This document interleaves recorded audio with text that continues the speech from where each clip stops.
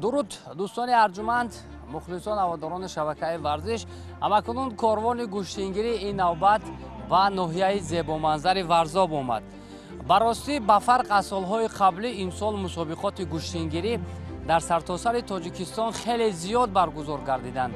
این هم البته به خاطر احترام به ارزش‌های ملی و پاس داشتن عنعنه‌های نیاگان ما است. البته گوشتین ملی گوشتینگیری امروز در نهاد جوانان و نورسان جایگاه خاصه دارد و همه وقت در برگزاری همین گونه مسابقه ها شماره زیادی پهلوانان جوان و نورس و کلانساران شرکت فعالانه میکنند.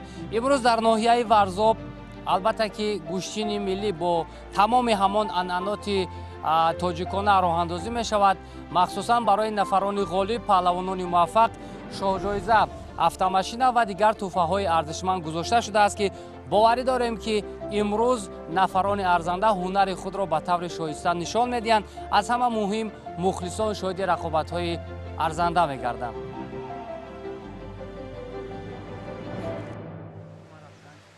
طور میدانیم چون عنعنه در فصل بهار مخصوصا ایام نوروز اجدادان ما از قدیم با دایر نمودن مسابقه های ورزشی مخصوصا پهلوانی نسل نورس را در روحیه سالم تربیت میکردند که همین عنعنه تا زمان ما باقی مانده است.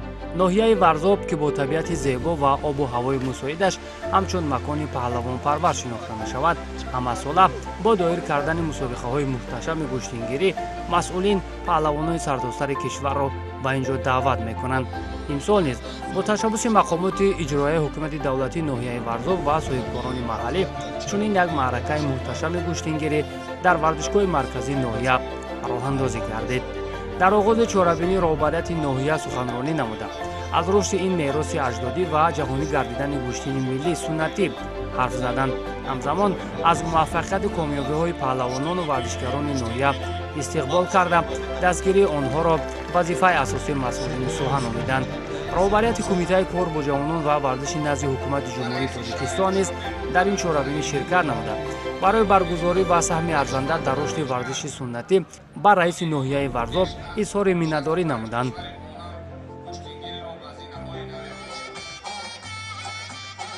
بعد از سخنرانی دو جفت از پیران کار و موی سفیدان روزگار دیده به میدان برآمده چون عادت نیاگان ما با رقص و حرکت های جالبشان شکوه و شهامت میدان امروزه را زیب دیگر بخشیدند.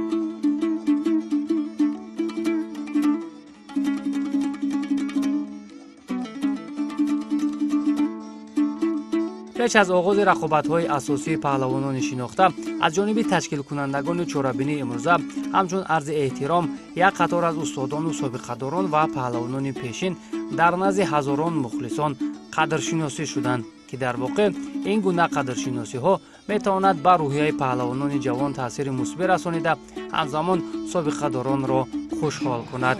ҳамин тариқ бо дуои пироникор рақобатҳои паҳлавонон оғоз шуданд.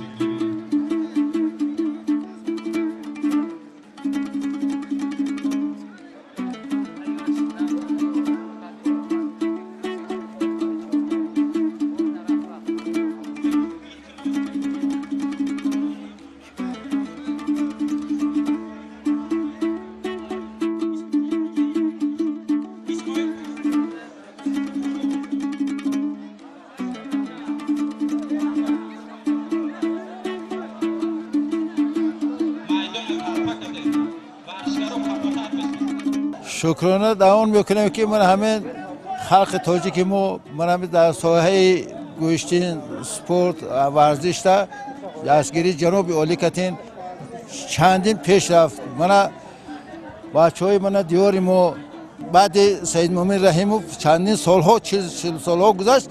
بعد وای من به روز خوجزاده پرچم تاجیکستان در میان جهان برداشت. ما همه کوشش میکنیم که همین نوجوانایی که همین روز همیشه در برآمد دارن چیز میکنن پهلوانای امروز ما انتظار داریم که همه هر کدامش که باشد همه کوشش و غیرت کنه حلال گوشت گیره نامبرداری پرچم شود. خدای تعالی هر یک کدامش بخت اعلی کنه. خدای تعالی مددگار شود. چه همه خلق تاجیک ما چه مراد مقصدی دارد به مراد مقصدشان رسن. الله اکبر.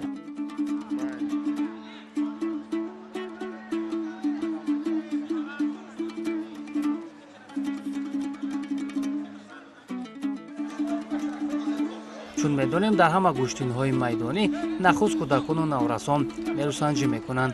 ин раванд солҳост ки ҷараён дорад ва он метавонад як нав ангеза бахшад барои насли наврас боз ҳам онҳо роҳи худро ба сӯи майдонҳои бузург ҳамвортар созанд. маълум аст ки барои кӯдакону наврасон тӯҳфа гирифтан дар чунин майдонҳо воқеан ҳам ангезаи дигар мебахшад.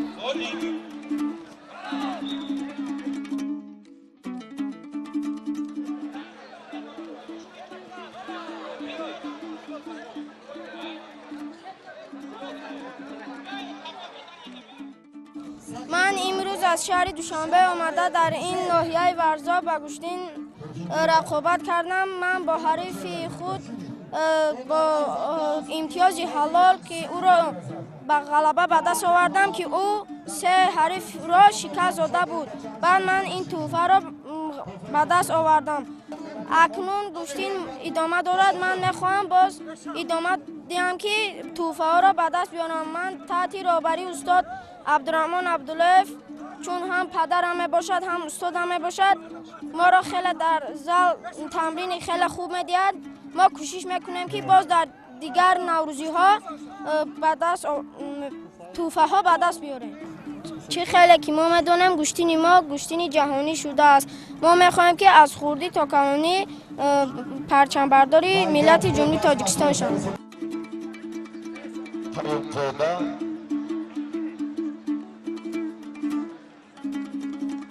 барои нафарони ғолиб ва паҳлавонони муваффақ аз ҷониби дастандаркорон тӯҳфаву мукофотҳои олӣ аз қабили автомашина, уштур, чорвои хурду калон, мукофотҳои пулӣ ва дигар инъому ҷоизаҳо таъсис дода шуда буд.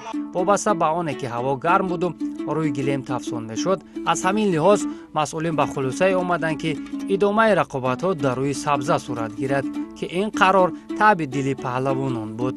он гӯштингирони наврасе ки дар минтақаи варзоб тамрин мекунанд имрӯз талош мекарданд ки масъулияти мизбонии худро дар сатҳи баланд нишон диҳанду соҳиби мақомҳои ифтихорӣ шаванд.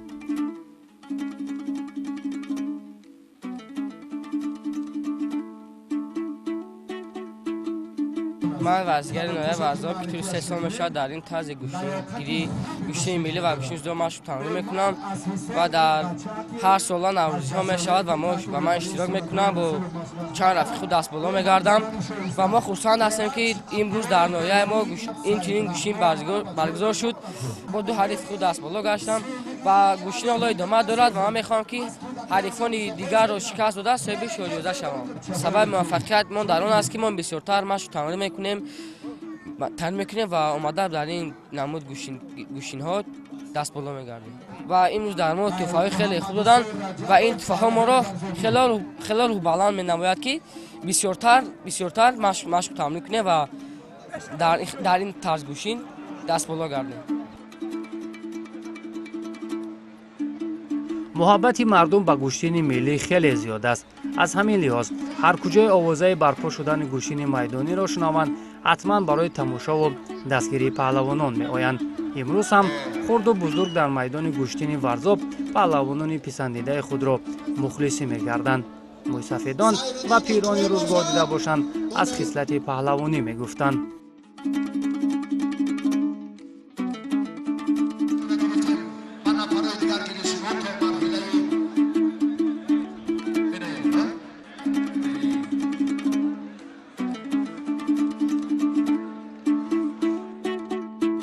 پهلوانا من از گوشتین گرفتیم ما اونجا موسفیدا تماشا کرده استیم.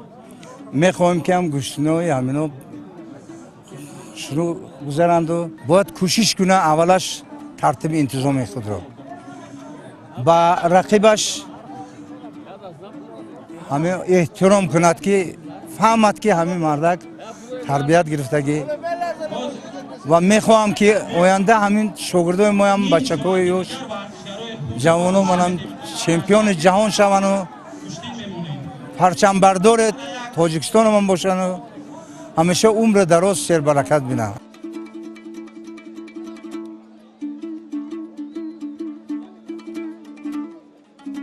جهانی شدن گوشتین ملی برای تمام پهلوانان تاجیک یک انگیزه ایلوانگی بخشید. زیرا اگر سالهای پیش فقط در داخل کشور هنرنمایی میکردند، حالا باشد از جام آسیا سر کرده تا چمپیونات های جهان و جام جهان هنر و مهارت خود را نشان میدهند. محض چنین میدان های کوچک ده ها پهلوانان موفق را به عرصه جهانی برآورده است که این را هم استادان زبردست اثبات میکنند.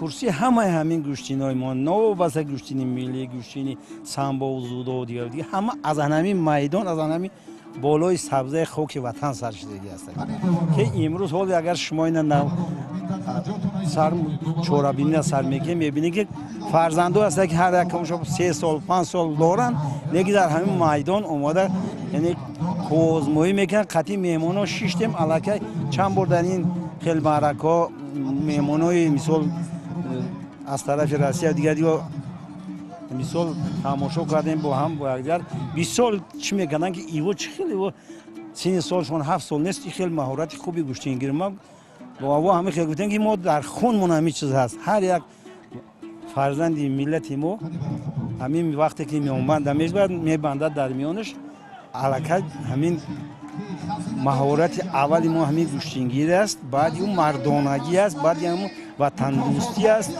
نامبرداری ملت است از همین میدان ها از همین بالای سبزهای خاک وطن سر میشود اینه که در همین ناحیه که ما ایستادیم بعد 42 سال سید مومن رحیم جهان پهلوان خواجه‌الله بهروز که از همین بالای همین سبزه و آب و هوای همین دیار و وایه رسید در سطح گوشتین ملی در تظاهرات چندین جایزه شد در مسابقه های سامبو چمپیون جهان شد و بازم اینا هر یک شما شاهدین که در گرند پری و گرند سلام گوشتین زودو مثال تظاهر مدال های جهانی شده است.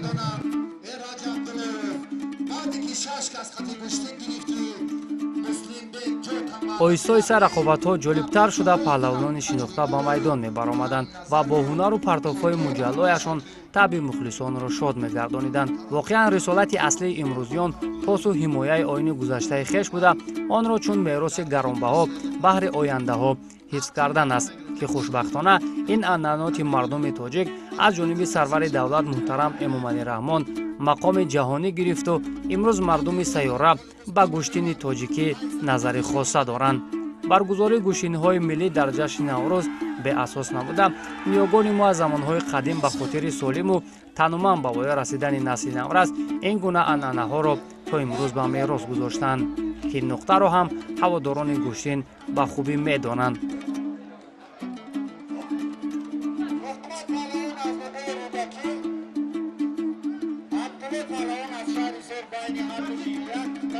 ما دیروز فهمیدیم که در همین میدان مرکزی ورزشی گوشتینی کلام برگزار می‌گردد. صبحیدم آمدیم جا گرفتیم. آدم خیلی بسیار آمده است. اول کودک‌ها برآمدند. دو کودک‌ها برآمدند بسیار اکو گویم زینه به زینه کودکای نورس سنوی گویم 8 ساله 9 ساله تا 10 ساله اینا یک گروه گوشتین گرفتن. بسیارش گویم مکافاتاشون گرفتن خرسند شدن. من نیز خرسند شدم چون که کودکی می آدم اومد. وقتی که ما جوان بودیم همین خیلی گوشتین ها میشد لیکن به این درجه بلند نه. مثلا در دیه ها در توی ها در بعضی معرکه ها آدمانی الهیده گوشتین تشکیل میکردن میدان ها رو از ارمیدچ ها پر میکردن اینجا ببینه همه و گویم گیلمای ورزشی آورده در اینجا پهن کردن و بسیار در یک سطح بلند گوشتین ادامه دارد. وقتی ما کودک بودیم میگفتن بابای خارکش از دهه هوشیار بابای قربان پهلوان حتی عنعنه بود که بابای قربان پهلوان در خوجند گوشتین گرفته غالب اومدیم وقتی که خانه‌شون میبیان دهه هوشیار پسرشون تعال میشه خوجند نام میکنن و همینطور در دهه های هوشیار خوجابی گرم دهه های تکاب ده های زیمچرود ورزا بیغر از چارباغ سرگرد تا زیده خیلی پهلوانان بودن از جمله همینجا یک چند پهلوانان ابراهیم جبار بابانظر عبدالله آدینه خارکش از اشاره باز بهروز خواجه‌زاده یک قهرمان جهان اوید به سامبو در دوره استقلالیت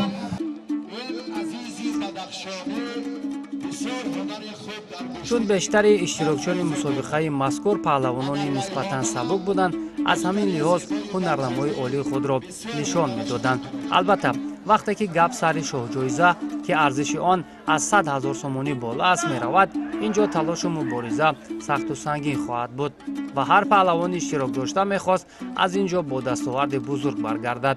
پهلوانان جوانی که اکثر آنها در رشته‌های مختلف گوشتین در سبقت‌های جهانی شرکت نمودند سرچشمه موفقیت خود را از چنین میدان‌ها می‌دانند.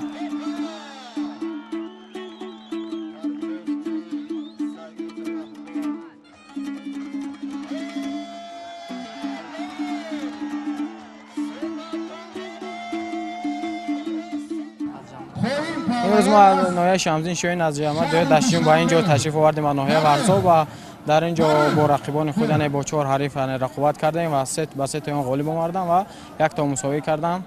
پهلوانانی که امروز در وزن من هستند پهلوانان بسیار خوب هستند. امروز ما کوشش میکنیم که برای شاه جایزه که الکترومبیل بیایده است برای آن رقابت کنیم.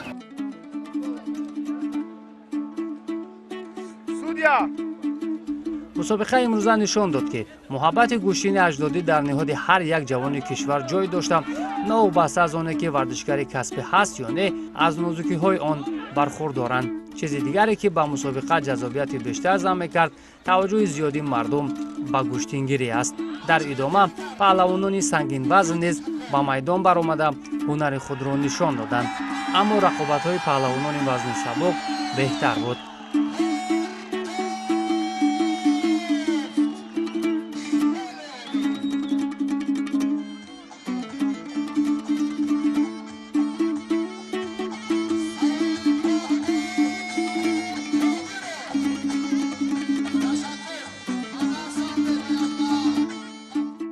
اینا ما وقتی که مایده بودیم نام سایمین رحیم میشنیدیم هر یکی ما آرزو میکنیم امید میکنیم که با مانند هموشه مثال حاضر در دوره امروزه مثال پهلوانای با مانند خواجه‌زاده بیروز و تیمور رحیموف و سامان محمد بیگ دیگه پهلوانایی که امروز پرچمبردار هستند علاقه با آینه نیلگون اون کسانی که در این منطقه هم نباشد دیگر منطقه‌های کوهستانی ما هم باشه علاقه اوگو هست که مثال پهلوانای ما در کدام عرصه گوشتین گیری که ایستادن یعنی این پرچم ما رو پلان برداشتن.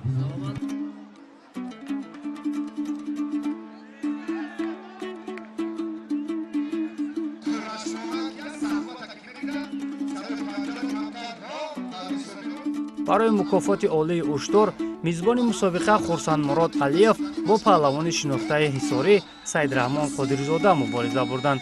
албатта интизор мерафт ки дидори ин ду паҳлавон ҷолибу диданӣ сурат мегирад, вале баъд аз кашмокашиҳои зиёд ғолиб муайян нашуду нерӯсанҷии онҳо мусовӣ гардид.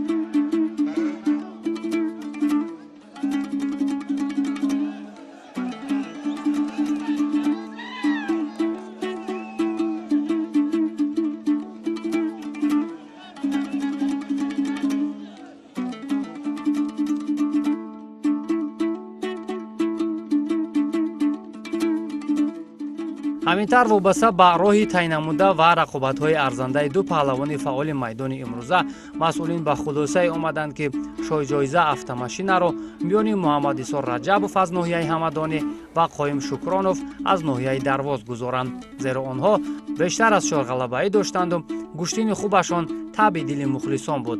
ёдовар мешавем ки ин ду паҳлавон аз ҳамдигар шинохти хуб дошта дар чандин мусобиқаҳо бо ҳам вохӯрданд. аз ҳамин лиҳоз рақобат баробар ҷараён мегирифт. дар як ҳолат Қоим Шукронов Муҳаммад Исоро ба замин афтонид, вале довар баъд аз дидани наворҳои такрорӣ партофро ҳисоб накард ва рақобат идома ёфт. айнан ҳамин гуна ҳолат боз баръакс шуд. Муҳаммад Исо ҳарифро ба тахтапӯш афтонид, аммо баъд аз амри довар буд.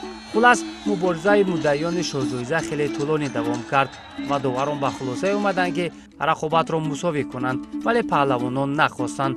ба тибқи анъанаҳои гӯштингирӣ як дасти дигар иҷоза дода шуд ки онҳо гӯштингирӣ кунанд ва билохира дар як ҳолати мусоид Қоим Шукронов бо партофти зебо Муҳаммад Исор Раҷабовро шикаст доду шоҳҷоизаи мусобиқаро моли худ кард.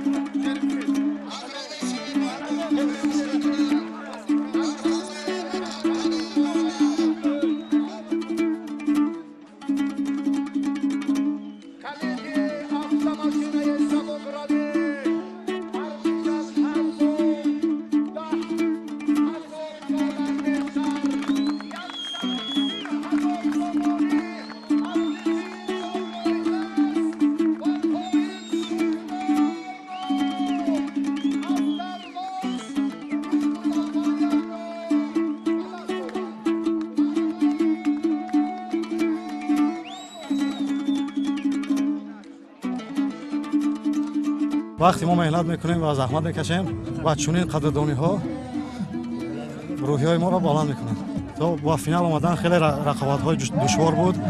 он ба 4 ҳариф худ ғолиб омадан ва барои шоҳҷоиза яке аз рақибони сахт буд ва як кор карда ғолиб баромада ва соҳиби шоҳҷоиза шудам. мавсими имсола хеле мусобиқаҳои зур буд ва ман дар чемпионати республика сазовори ҷои дуюм шудам ва дар мусобиқаи шаҳри Хорух ҳам сазовори шоҳҷоиза шудам ва дар ин ноҳияи Варзоб ҳам сазовори шоҳҷоиза шудам. дар ғалабиятҳои ман устодҳои ман устод Саидмумин Обидов, Садриддин Обидов ва Давлатҳусайнов Адабҷон хеле меҳнат кардем ва сазовори шоҳҷоиза шудем.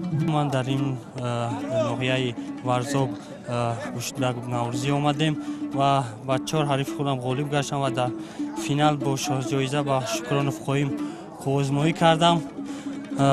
дар як лаҳзаи номуфид ман афт дидам ва ғолибият ба насиби Шукронов Қоим гардид. ман ба ҳалуки дарона хостам партоф кунам, аммо худам ғалт дидам. хай бо варзиш аст дар дигар куштинҳо хоҳем иштирок карда ва худамон нишон медиҳем.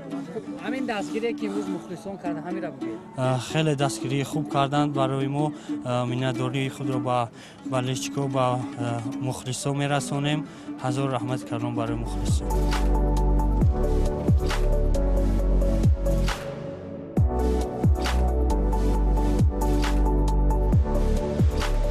бо ҳамин мусобиқаи гӯштингирӣ дар ноҳияи Варзоб ба анҷом расид.